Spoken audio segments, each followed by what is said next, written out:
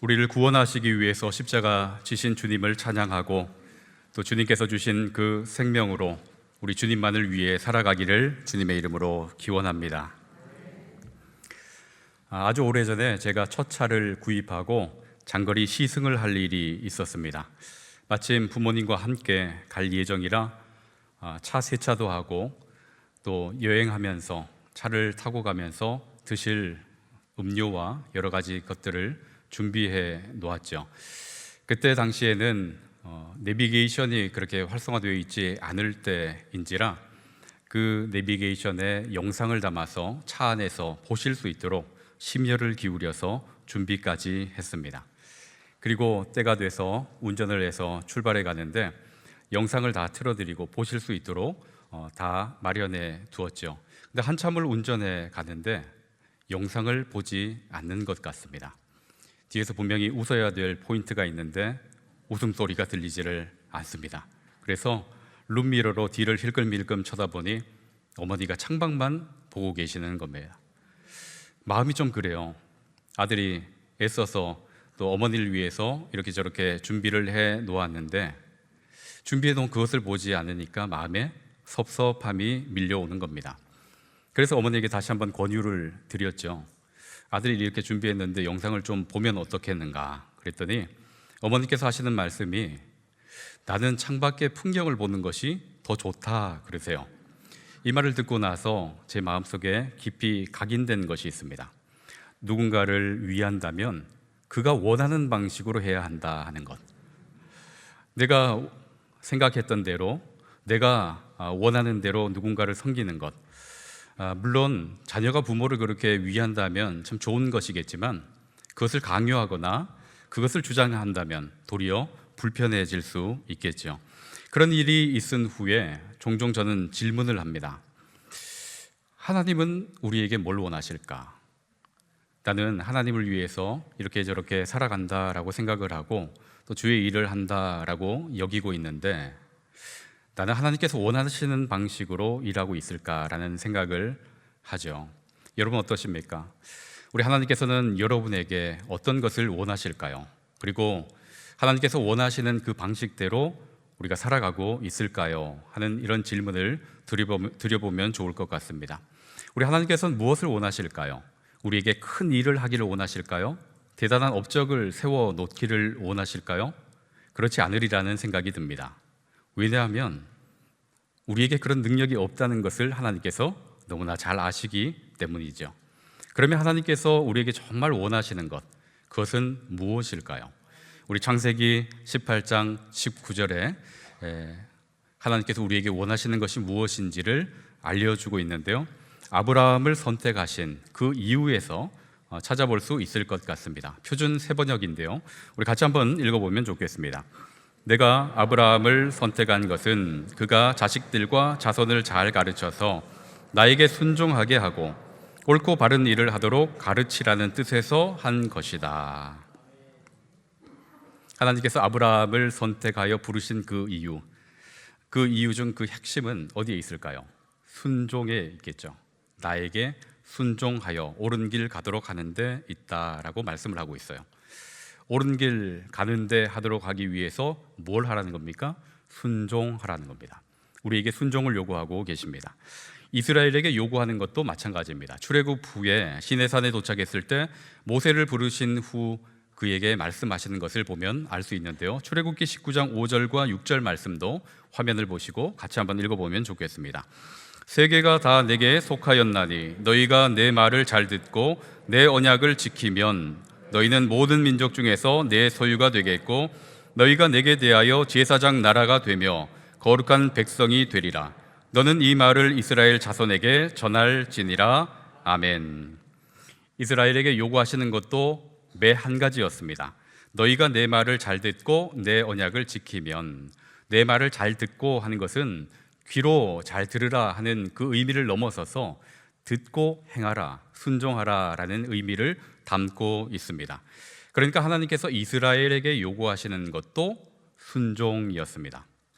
그런데 죄가 들어온 이후에 이 순종이 참 어려워졌습니다. 하나님을 하나님으로 인정하지 않으려 하고 하나님을 하나님으로 인정하지 않으니 하나님의 말씀을 따라서 순종하는 것이 참 어려워진 것이죠. 여러분, 사실 인생에서 나타나는 모든 문제는 이 지점에서 시작되는 것입니다. 하나님을 인정하지 않고 하나님의 말씀에 순종하지 않는 그 자리부터 모든 문제가 출발하게 되는 거죠. 이스라엘이 겪은 어려움의 대부분도 그러할 것입니다. 하나님을 인정하지 않고 하나님께 순종하지 않는 그로부터 시작이 됩니다. 하나님을 인정하지 않고 하나님께 순종하지 않는다는 것, 바로 하나님과의 관계에 문제가 있다라는 것을 의미하죠. 그렇게 이런 문제가 있을 때면 내적으로나 외적으로 어려움이 생길 때 무엇을 해야 되겠습니까? 하나님을 바라보아야 하겠죠. 하나님께 더 가까이 나아가야 할 겁니다. 그런데 성경에서 반복되고 있는 이스라엘의 문제는 무엇인가 하면 하나님께 가까이 나아가기보다는 자신들이 처한 그 환경과 그 상황을 개선하는 데 집중하더라 하는 것입니다. 오늘 본문에서 그러한 내용이 나오고 있는데요. 여러분, 환경을 개선하면 문제가 다 해결될까요? 여러분, 환경 그리고 상황을 바꾸는 것, 그것이 문제를 해결하는 데 있어서 최선이 되겠습니까? 여러분은 어떻게 생각하십니까? 오늘 이 본문 속에서 그 답을 한번 찾아보실 수 있기를 원합니다.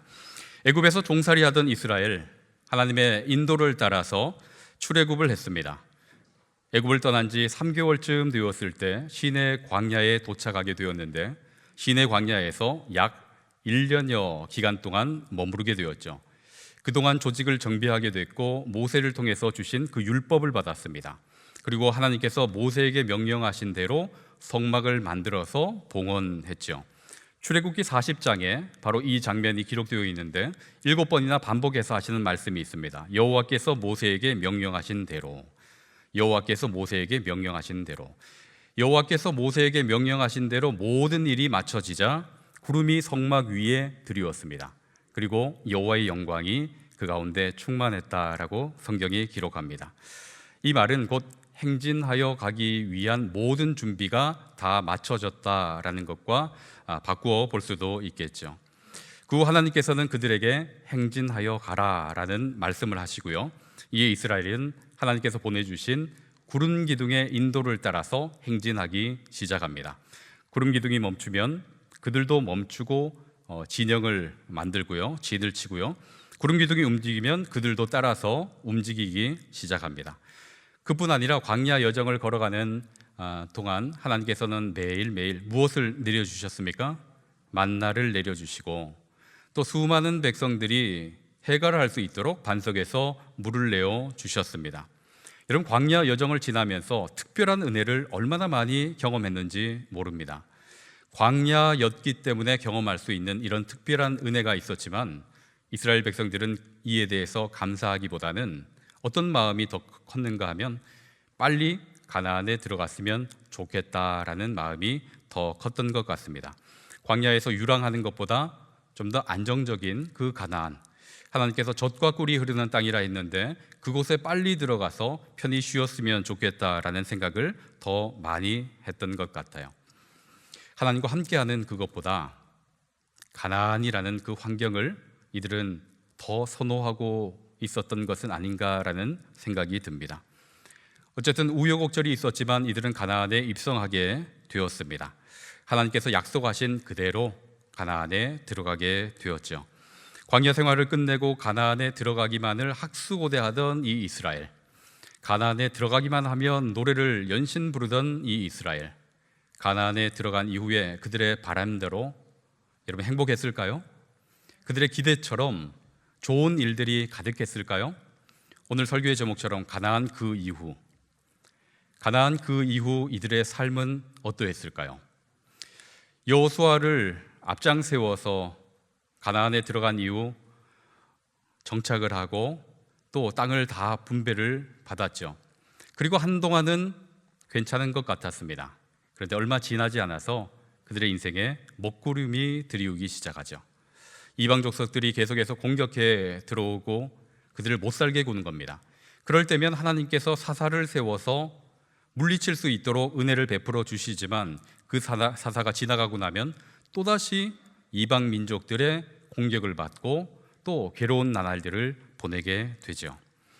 여러분, 애굽에서 나가기만 하면, 광야를 벗어나기만 하면, 가나안에 들어가기만 하면, 이렇게 생각을 했는데 어떻습니까? 가나안에 들어온 이후 그들의 생각처럼, 그들의 바람처럼 행복하기만 하지 않았습니다. 상황이 변하면, 환경이 변하면 행복할 거라 여겼는데 여러분, 매우 큰 착각이었어요. 여러분, 무엇이 문제였을까요? 뭐가 문제였을까요? 이 이스라엘 백성들은 뭐가 문제였을까 이렇게 고심하다가 엉뚱한 원인을 찾아내는데요, 그 이유를 어디서 찾는가 하면 왕의 부재에서 찾습니다. 우리에게 왕이 없기 때문에 지금 이런 고난을 당한다라고 판단한 거죠. 여러분, 5절 말씀 보시겠습니까? 5절 하반절을 보시면 제가 읽어드립니다. 모든 나라와 같이 우리에게 왕을 세워 우리를 다스리게 하소서 한지라. 이 말은 어떤 의미입니까? 우리에게 주변국들처럼 왕이 없다, 왕이 없기 때문에 지금 우리가 이런 어려움을 겪고 있다 하는 겁니다. 이방 나라들처럼 강력한 리더십을 가진 왕이 있다면 우리도 그들처럼 안정적이고 평안하게 지낼 수 있을 것이라 여긴 것입니다. 그래서 왕을 구하고 있습니다. 사실 이들이 어려움을 겪는 것은 왕이 없어서가 아니었습니다. 이것을 너무나 잘 아는 사무엘의 만류에도 불구하고 이스라엘은 계속해서 왕을 구합니다. 우리에게도 왕이 있어야 하겠다, 왕이 있어야 하겠다. 하나님께서는 그들의 요구가 마음에 들지 않습니다.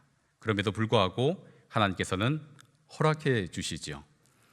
아주 고집을 피우니까 한번 겪어보고 스스로 이것이 잘못되었다라는 것을 깨달아라 하는 그런 의미가 아닐까 싶습니다. 하나님께서는 그들의 요구가 잘못되었지만 그들의 요구를 허락해 주십니다. 사울부터, 초대 왕인 사울부터 유다의 마지막 왕인 시드기야까지 남북 왕국 합쳐서 약 400년 동안 무려 42명의 왕이 있었습니다. 그런데 우리가 잘 아시다시피 어떻습니까? 북이스라엘은 아수르에 멸망당하고 남유다는 바벨론에 멸망당했습니다. 그들은 분명 왕이 있어야 되겠다, 왕이 없기 때문에 우리가 이렇게 힘들다, 왕이 있으면 나아질 것이다, 이렇게 생각을 했는데 그 결국은 멸망당하는 것이었습니다. 이스라엘은 틀렸습니다. 그들의 요구와 생각은 철저히 틀렸습니다. 여러분, 광야 생활이 끝나면, 가나안에 들어가기만 하면, 왕이 있으면 환경과 조건을 따지면서 나아질 것을 기대했지만 그들의 기대는 틀렸습니다. 여러분, 7절 한번 보시겠습니까? 무엇이 문제인지 7절에서 알려주십니다. 7절 하반절 보시면 이는 나를 버려 자기들의 왕이 되지 못하게 함이니라. 우리 하나님께서 말씀하시죠. 나를 버려 왕이 되지 못하게 했다. 이것이 문제라는 것입니다. 그러니까 왕의 부재가 이스라엘의 문제가 아니라 하나님과의 이 관계에 문제가 있다라는 것을 말씀해주고 있습니다.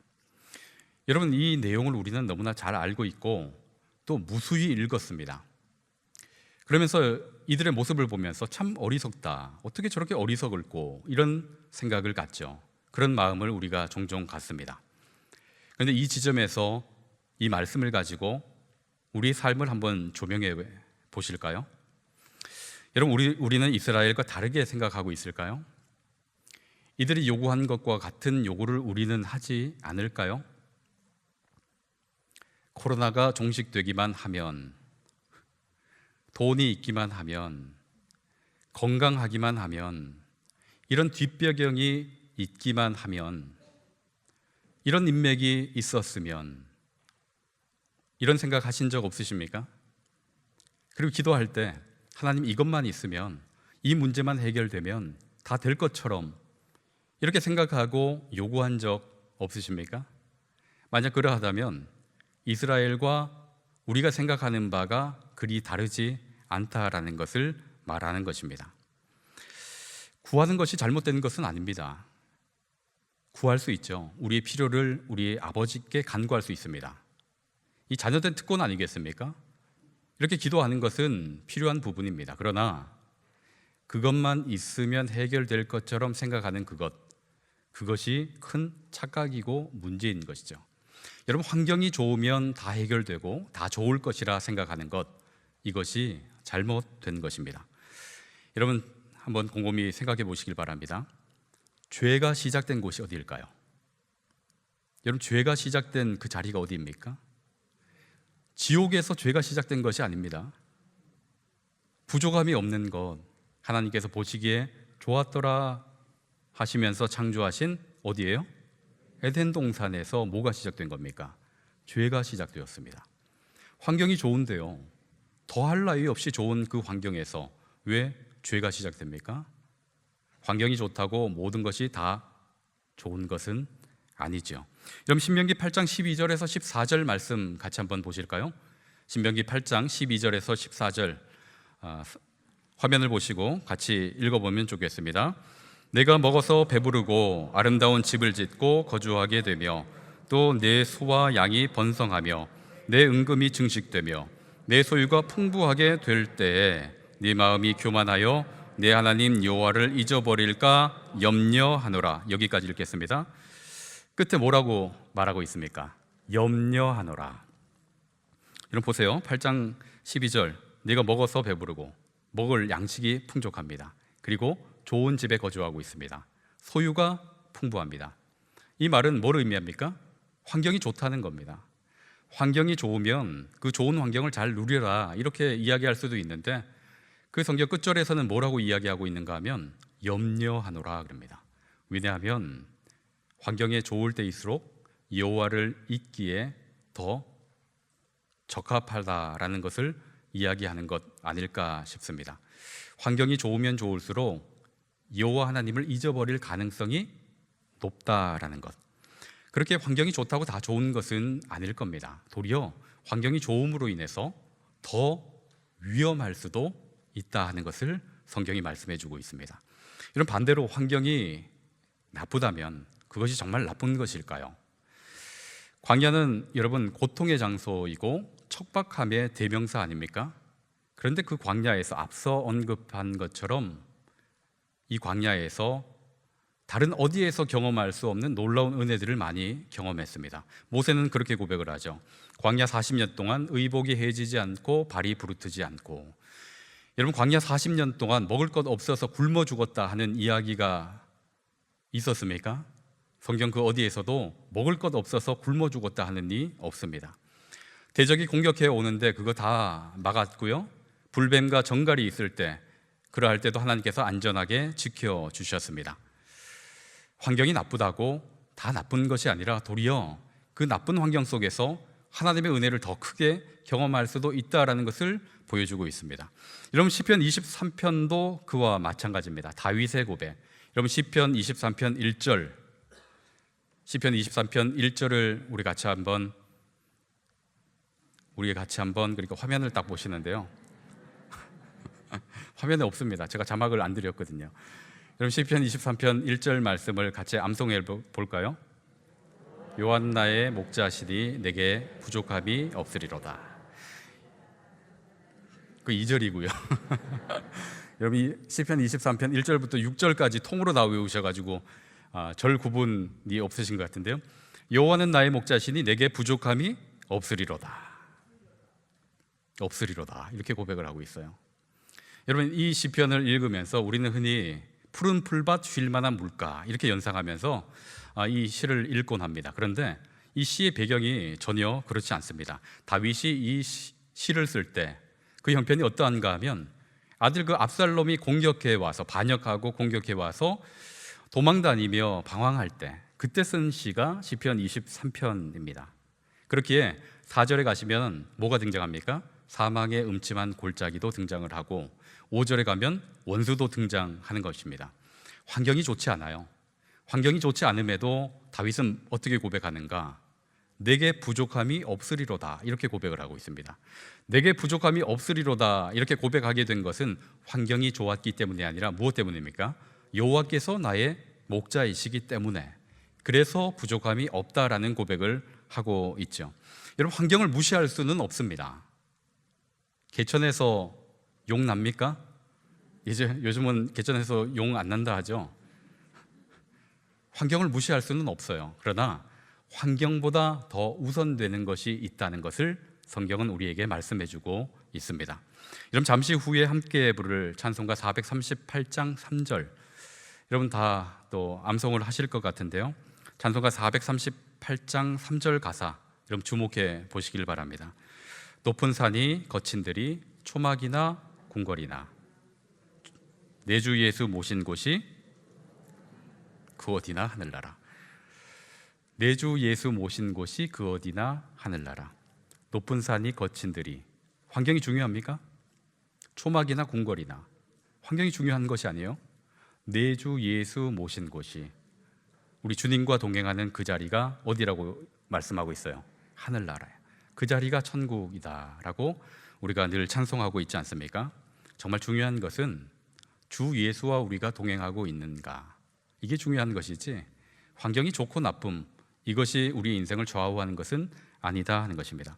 여러분, 우리가 처한 환경은 또 처한 형편은 다 다를 수 있습니다. 하나님의 무한한 그 사랑을 우리가 다 동일하게 받고 있지만 우리의 삶의 자리는 다 다를 수 있습니다. 광야와 같은 자리를 걸어가시는 분도 계시고 가나안처럼 풍부한 그 자리에서 살아가시는 분도 분명히 계실 겁니다. 그런데 어디에 있는가는 그리 중요한 것이 아닐 겁니다. 정말 중요한 것은 누구와 함께 하는가. 여러분, 누구와 함께 하는가, 이것이 훨씬 더 중요할 겁니다. 이런 광야에서도 천국을 경험할 수 있고요, 가나안에서도 여러분 지옥을 맛볼 수도 있는 것입니다.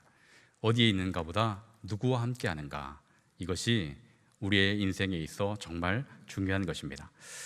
여러분의 형편은 어떤지 모르겠습니다. 환경이 좋으면 여러분 다 좋을까요? 여러분, 환경이 변했으면 좋겠다, 혹시 이렇게 생각하고 계십니까? 여러분, 그렇다면 먼저 주님을 바라보실 수 있기를 원합니다. 그리고 주님께서 우리에게 주신 그 언약에 여러분 마음을 더 두실 수 있기를 바랍니다.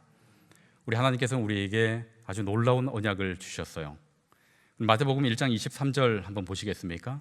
우리 하나님께서 우리에게 주신 언약이 어떠한지 우리 눈으로 같이 보시면 좋겠습니다. 보라, 처녀가 잉태하여 아들을 낳을 것이요 그의 이름은 임마누엘이라 하리라. 임마누엘, 하나님이 우리와 함께 하신다 하는 뜻입니다. 하나님께서 어떤 언약을 주셨습니까? 우리와 함께 하시겠다 하는 그 언약을 우리에게 주신 것입니다. 그뿐 아니라 승천하시기 전 예수님께서 제자들에게 하신 그 말씀도 동일합니다. 마태복음 28장 20절 하반절을 여러분 눈여겨보시길 바랍니다. 내가 세상 끝날까지 너희와 항상 함께 있으리라. 시작과 끝이 같죠. 시작도 함께 하겠다라고 시작을 하시고요, 그 끝도 내가 끝날까지 함께 하겠다라는 언약을 주셨습니다. 여러분, 주님께서 함께 하시면 그것으로 충분할 줄로 믿습니다. 경제적으로 좀 어려움에 있다 하더라도, 건강이 그리 좋지 못하다 할지라도, 너무나 막막한 그런 문제가 우리 앞을 가로막고 있다 할지라도 주님께서 함께 하시면 그것으로 충분할 줄로 믿습니다. 여러분, 이렇게 아멘 하셨는데요, 주님께서 함께 하시면 충분하십니까? 여러분, 주님께서 함께 하시면 그것으로 충분합니다. 주님께서 저와 함께 하시기만 하면 좀 어려워도 괜찮습니다. 힘겨워도 괜찮습니다. 주님께서 함께 하시면 저는 그걸로 만족할 수 있습니다. 이런 고백이 저와 여러분의 삶에 진실된 고백이 되었으면 좋겠습니다. 여러분, 요셉이 종에 팔리고 감옥에 갇히고 그럼에도 불구하고 절망하지 않고 그 자리를 잘 딛고 걸어갈 수 있었던 이유는 여호와께서 함께 하셨기 때문입니다. 여러분, 바울이 회심한 후에 살 소망이 끊어지는 그런 엄청난 일들을 겪었지만 그가 끝까지 복음을 증거하고 또 하나님의 부름을 받을 수 있었던 것 또한 주께서 함께 하셨기 때문인 줄로 믿습니다. 우리에게 정말 중요한 것은 주님께서 함께 하시는 것인 줄로 믿습니다. 그리고 주님께서 함께 하신다 하면 충분하다 하는 그런 믿음이 우리에게 있는 것, 이것이 너무나 중요할 것입니다. 여러분, 천지를 창조하신 하나님께서 우리와 함께 하시고 만물을 다스리시는 그 주님께서 우리와 함께 하신다는데, 이런 무엇이 걱정이겠습니까? 무엇이 염려가 되겠습니까? 염려가 된다면 여러분, 믿음이 없는 것이겠죠. 혹 불안하고 염려가 되고 걱정이 된다면, 환경을 자꾸 바라보면서 그 환경을 탓하게 된다면 여러분, 하나님께 구하십시오. 그리고 말씀에 여러분 눈길을 고정시키실 수 있기를 바랍니다. 그렇다면 우리 하나님께서 함께 하심으로 충분합니다. 이런 믿음의 고백으로 든든하게 서 가실 수 있을 줄로 믿습니다. 우리와 함께 하시는 그 주님과 손을 꼭 붙들고 그 말씀을 따라서 행진해가는 저와 여러분의 삶이 되기를 주님의 이름으로 간절히 축원합니다. 기도하시겠습니다. 아버지 하나님, 저희의 눈을 열어주시길 원합니다. 저희의 믿음이 분명해지기를 원합니다. 하나님께서 함께 하시겠다 약속하신 것을 바라보게 하시고 늘 그 주님과 동행하며 승리할 수 있도록 인도하여 주시옵소서. 예수 그리스도의 이름으로 기도하옵나이다. 아멘.